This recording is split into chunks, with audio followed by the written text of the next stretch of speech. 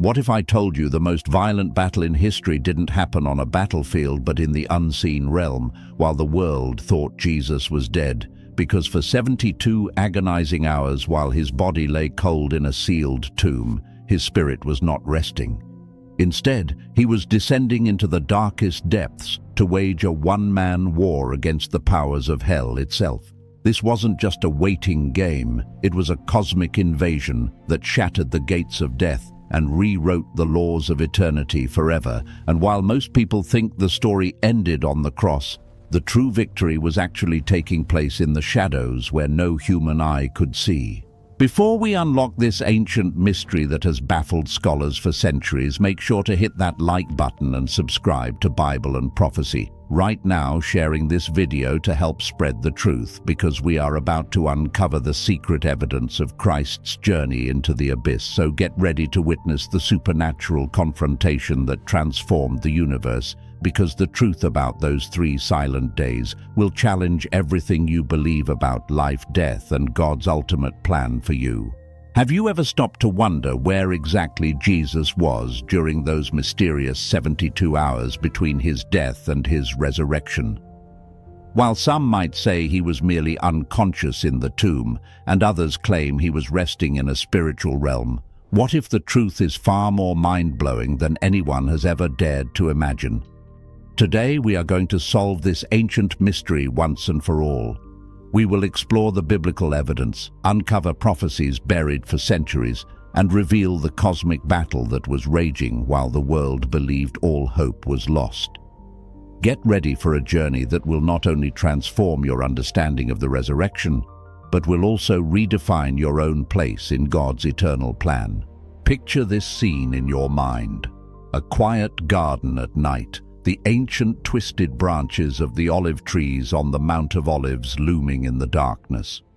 Jesus and his disciples have gathered for prayer, seeking solace in the cool night air. But something feels different tonight. The atmosphere is thick with tension. Suddenly the silence is shattered by the heavy thud of footsteps and the harsh clanking of Roman armor. The disciples' hearts race as torches flare, cutting through the shadows. Out of the darkness, Judas appears, leading a detachment of armed men. His face is a complex mask of guilt, warring with determination. But here is where things get truly interesting. Jesus doesn't run, he doesn't fight back. He steps forward calmly with a composure that is almost unnerving, as if he had been expecting this exact moment since the dawn of time. Why isn't he afraid?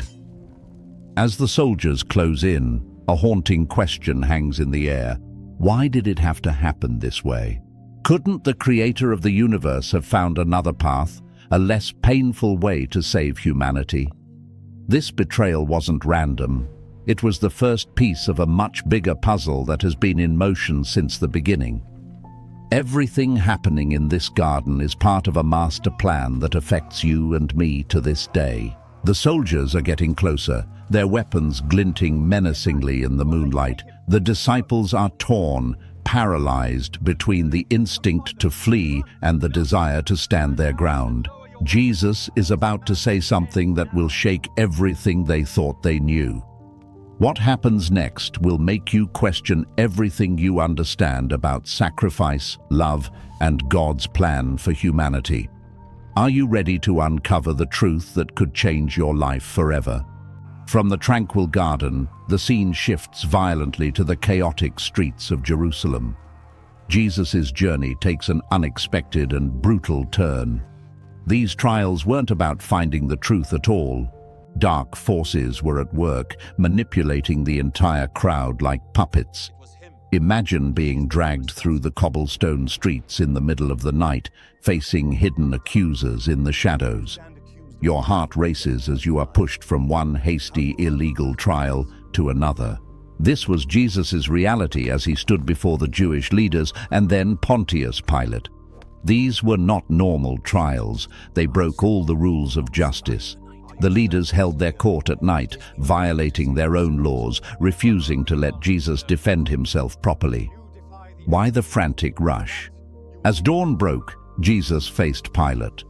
The Roman governor seemed visibly unsure, caught between his conscience and political pressure. Then, something shocking happened. The mood of the crowd shifted dramatically. At first curious, they were now angry, baying for blood. What caused this sudden change? It was as if an unseen force had turned the people against Jesus. Shouts for his crucifixion grew louder, drowning out reason. Even Pilate's wife warned him, saying, "Don't have anything to do with that innocent man, for I have suffered a great deal today in a dream because of him." But her warning went unheeded. These trials exposed everyone's hearts, the leaders' jealousy, Pilate's fear, the disciples' confusion, all laid bare. But pause for a moment and ask yourself, whose side would you have been on? Pilate made his shocking decision. He condemned Jesus to death by crucifixion. But was this really the end, or just the beginning of something bigger? These trials were part of a plan set in motion long ago, a plan that would shake heaven and earth. How could such injustice lead to the greatest act of love? The crowd thought they had won. The leaders believed they had silenced Jesus forever, but they were about to learn that sometimes what looks like a crushing defeat is just the first step toward an incredible victory. What surprising twist awaited them? Have you ever imagined walking towards your own death? For Jesus, each painful step through Jerusalem's streets held a deeper meaning. Amid the cruelty, unexpected kindness emerged. These moments revealed the true purpose of his brutal journey. The streets of Jerusalem echoed with the sound of heavy footsteps and clanking armor. Jesus, beaten and exhausted, began the long walk to Golgotha. His body was in shock from the severe scourging. Each step was pure agony. Yet, something kept him moving forward.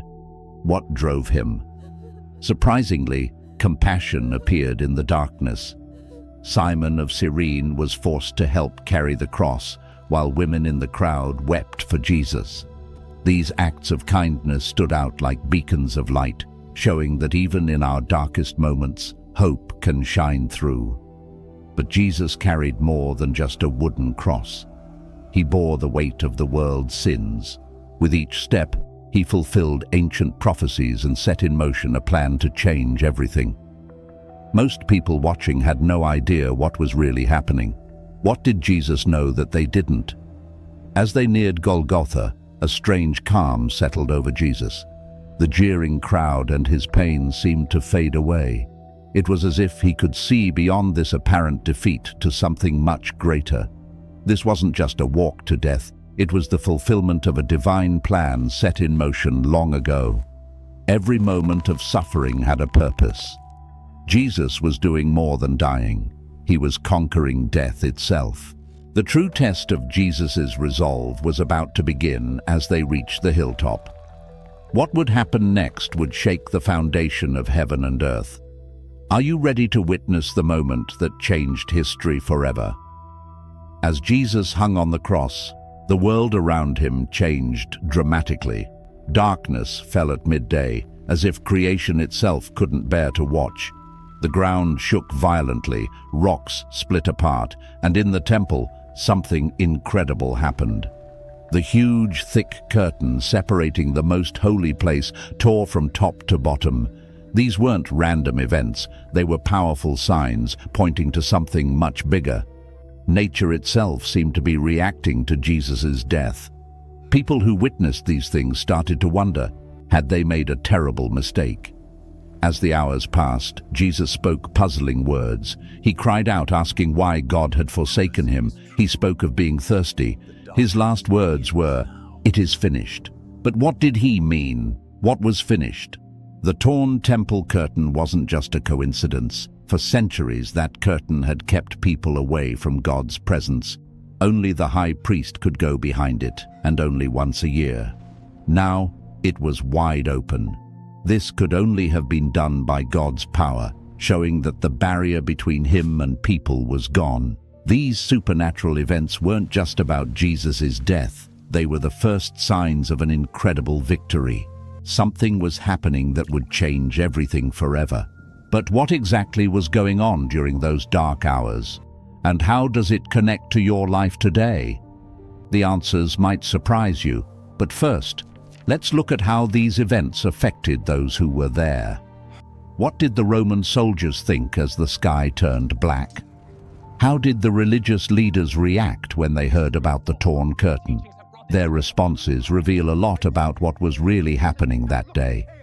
A borrowed tomb, a hasty burial, and a giant stone rolled into place. Is this really the end? That tomb held more than just a body. It contained the key to eternity itself. As the sun set, Jesus' followers raced against time. The Sabbath approached, forcing them to work quickly. Joseph of Arimathea, a secret disciple, stepped out of the shadows and offered his own newly carved tomb. They wrapped Jesus' body in linen, following Jewish custom, and gently laid him inside. But something felt off. Despite death's finality, an unsettling sense lingered in the air that this story wasn't over. What important detail were they missing? As the stone rolled shut, sealing the tomb in darkness, the world waited, unaware that the greatest chapter was yet to be written. They wrapped Jesus' body in linen, following the strict Jewish customs of the time, and gently laid him inside the cold-hewn rock. But as the heavy stone was rolled into place, sealing the entrance with a sound of finality, something felt off. Despite the apparent end of the road, an unsettling sense lingered in the air, a whisper in the wind suggesting that this story wasn't over. What important detail were they missing? Roman guards took their positions as darkness fell, standing watch with the arrogance of an empire that believed it controlled life and death. The authorities claimed they were there to prevent the disciples from stealing the body, yet these same disciples were hiding behind locked doors, their hopes shattered, paralyzed by fear. But while the physical world slept, unseen forces were really at work. An invisible battle raged around that sealed tomb. The powers of darkness thought they had won. They celebrated the death of the Son of God. Meanwhile, heaven itself seemed to hold its breath. What cosmic drama was unfolding beyond human sight? The disciples huddled in secret, their world turned upside down. In their overwhelming grief, had Jesus' specific words about rising again on the third day slipped their minds? That massive stone wasn't just a barrier keeping people out, it was setting the stage for the greatest miracle in history. As Jerusalem slept under the blanket of night, something amazing was brewing. The disciples thought it was over, but they were about to discover that sometimes what looks like a crushing defeat is just the first step toward an incredible victory. What would happen when that stone was rolled away? The answer would change everything forever. But wait, there is more to this story than meets the eye.